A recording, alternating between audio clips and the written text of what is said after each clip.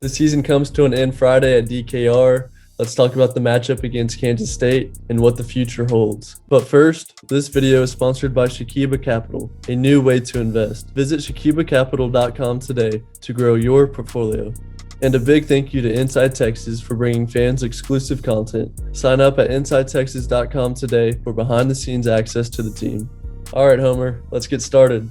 Texas Homer here. And yeah, man, you had a different vibe in the West Virginia game. Your body language was more intense and visibly you looked more comfortable, like you were feeling it more. So as you get live reps and learn the system, are you feeling more confident to go out there and make the play? Yeah, absolutely. I think just with time, just being in the system longer and just getting more experience and more game reps. It's only going to help you. So I would say so. And I felt like I was in a little bit of a rhythm out there too, and that always helps. So yeah, I felt good out there, and I think it just takes time with just being in a new system with new coaches, and the more you're out there and the more experience you have, the better it'll be. And that is what's exciting about watching young quarterbacks. It's usually a few good throws and then a lot of struggle. And you were moving the ball well at West Virginia, 66% completion percentage, 82 QBR. So what level of production do you want to be playing at realistically? What's a good game for Hudson Card? As good as you can be. Obviously, I'm always the type of guy that, really focuses on the mistakes you make out there and how to improve them. I think you're expected to make the big plays and expected to obviously drive the ball down the field every time. That's our goal. So, for me, it's all the mistakes that I have that kind of stay with me, and I know areas to improve. So those are the main things that I focus on, especially after the game, and just trying to get better. So obviously, I want to be as clean as I can be. And does stat line matter at all to you? And not in an egocentric way, but do you look at them like diagnostics? If you had a 30% completion percentage, then you'd notice type of thing. So once again, not ego, but do you utilize stats to help your game and to benchmark where you're at?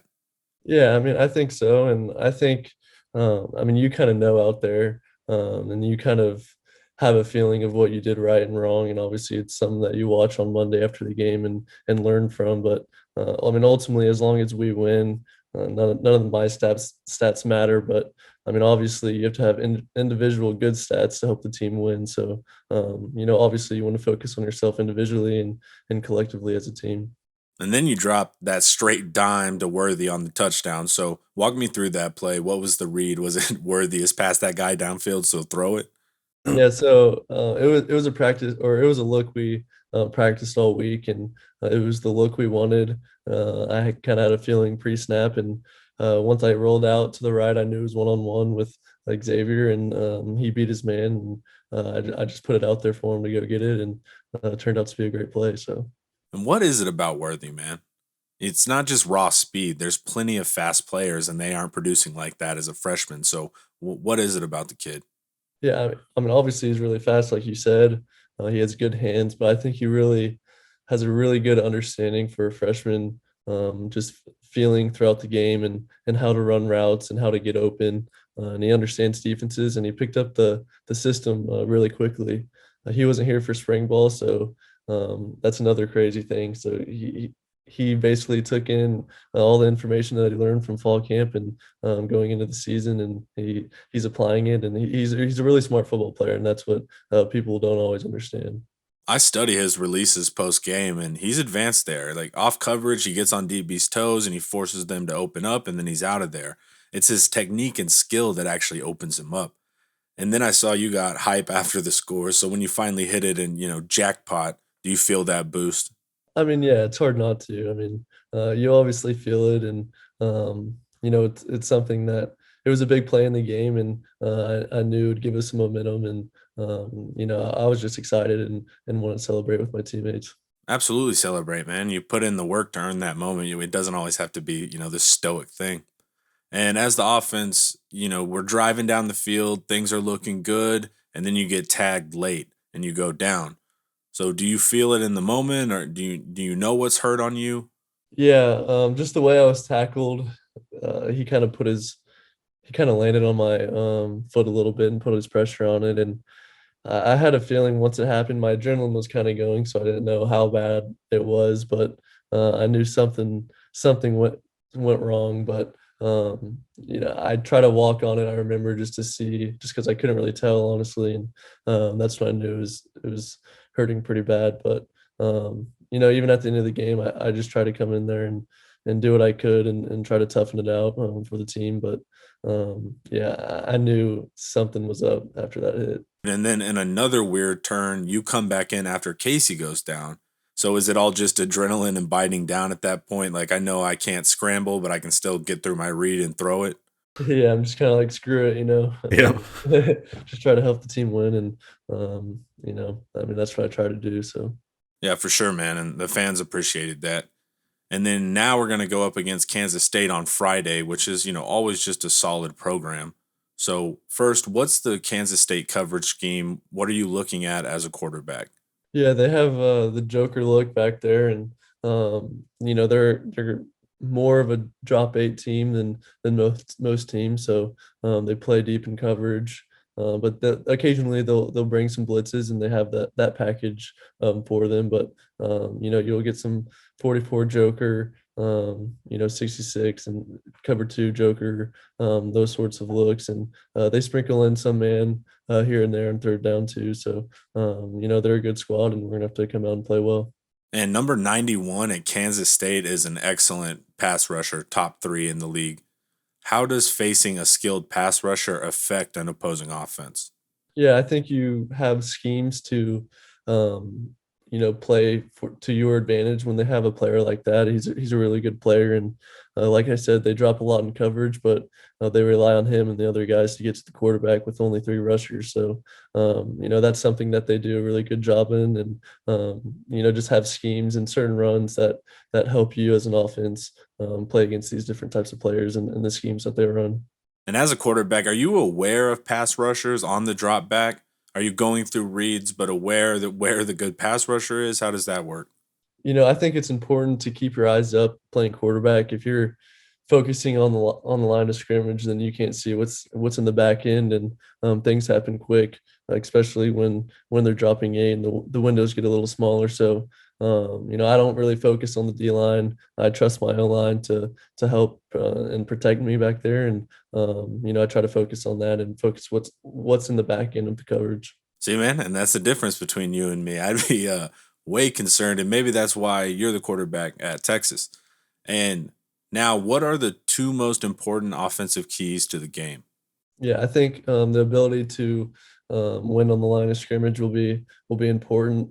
They're a good squad down there. They're not the biggest group, so it's important for us to win the line of scrimmage and to run the ball efficiently and well, and just being able to handle that Joker and understand where he is, because that's what makes Kansas State's defense unique, because they have that Joker look and extra bodies in the back end. So I would say just controlling the line of scrimmage and then understanding where that Joker is and what they're playing in the back end. And those jokers are everywhere now. You see them like 4 to 5 times a season. And it's also going to be senior day, and we're going to send the guys off. Which two seniors made the biggest impact on you as a young player? And you can only pick two. Yeah, that's tough. I mean, all the seniors are great people, great players, and they've all helped me a lot. And we want to end this game on a good note for them, just to send them out of DKR with a happy note, and just to have that momentum through the offseason, definitely. But if I had to pick two, Derek Kerstetter has always been a great teammate. He's an older veteran guy, and he's helped me throughout the season playing. And he's also an unbelievable alignment in person. And then I'd probably have to go with DeMarvion Overshawn. He's a great player, and just practicing against him, for the past 2 years, he's an unbelievable player. So he's gotten me a lot better just going, against him throughout practice. And now we wait on DeMarvion's announcement on if he stays or goes. And it's Thanksgiving. So how does that affect the practice week for y'all? Yeah, for us, the way that we do a day before a game, we get a couple hours to kind of have our own time the day before a game. So for us, it's the same exact schedule as we usually have. So there's no changing in that. but I'll have maybe a couple hours to go home and spend some time with some family on Thanksgiving, and then we'll have meetings that I'll need to be at. So for us, it's the same exact schedule that we've had, and so it'll be nothing different. And are you able to eat the full Thanksgiving meal with a game the next morning? Because I'm in a haze for like 3 days, man. So is it all out on Thanksgiving Day, or do you wait post game for leftovers? Maybe after the game, get some leftovers, but obviously, when you're about to play a game, you want as much carbs as you can get and calories. So, obviously, you can eat a pretty good meal and be all right for the game. It'll just fuel you. So, kind of got to be smart, but then again, you can you can eat quite a bit as well. That's the best part, man. You can eat all that and just tell yourself it's for the game. And now for some real hard hitting journalism. What is the best Thanksgiving side? Yeah, man, I'd probably have to go with. I'm a big mashed potato guy, You need the so I'd gravy probably, on there. yeah, mashed potatoes and gravy is one of my go-tos for sure. I'd eat stuffing every day if I could. And it's been a weird season with just all the on field and off field factors in totality. But I often find I do learn more in defeat than in success. So, what have you learned about yourself as a player or as a person during this specific season? Yeah, I mean, obviously the season didn't go how we wanted it to go, but I always try to take negatives into positives, and negatives always turn into something positive, and you can always learn from something. And obviously we've had quite a bit of adversity this year, so just take every example and try to learn from it, and try to see the positives, out of the dark days. So that's something that I've really been trying to do, this season, and just continuing to get better, and just having that faith that it will get better, and just putting your head down and working, and just knowing that there'll be better days if you do that. So that's something that I've been focusing on. And then here's the big question for you. The transfer portal is college free agency, and you don't even have to sit a year anymore. So, are you going to explore the portal? Are you going to stay put? What's the Hudson Card move right now? I mean, obviously, I haven't really thought about that at all.